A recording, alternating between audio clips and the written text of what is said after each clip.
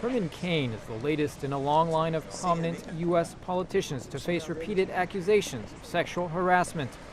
At least 3 women have accused the former pizza magnate of sexual harassment during the 1990s when he was the top lobbyist for the National Restaurant Association.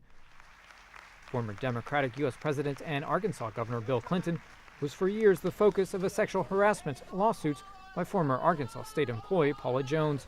Former Florida Republican Congressman Mark Foley resigned in 2006 after it was disclosed he was sending sexually explicit emails and text messages to teenage interns.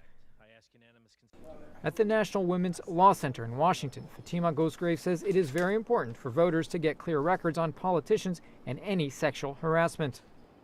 She says the issue also goes much further.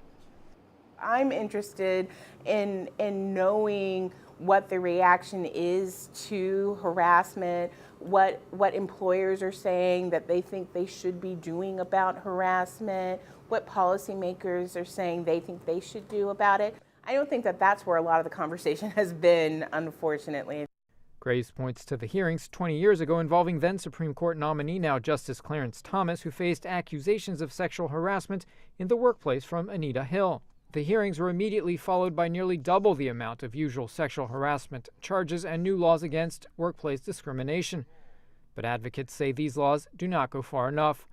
Lisa Matz from the American Association of University Women also says in difficult economic times like now, victims are often afraid to come forward. Right now, quite frankly, a lot of women are just happy to have jobs. And so, the notion that they would then speak up and potentially lose that job, even though such retaliation is illegal, it happens all the time, is a huge deal. Her association also just finished a new report detailing sexual harassment and bullying in U.S. schools, which Matt says has become an epidemic. The association is calling for education against harassment to begin at a very young age. On the specific issue of Cain, the advocates say they hope his accusers, if they are identified, will not face what they call an onslaught of negative coverage by the media, as has been the case in previous high-profile sexual harassment cases. Cain has repeatedly denied the accusations against him. Recent polls still place him near the top of the Republican field of presidential hopefuls, 2 months before the Republican nominating process for the 2012 U.S. presidential election begins. Nico Columbus, VOA News, Washington.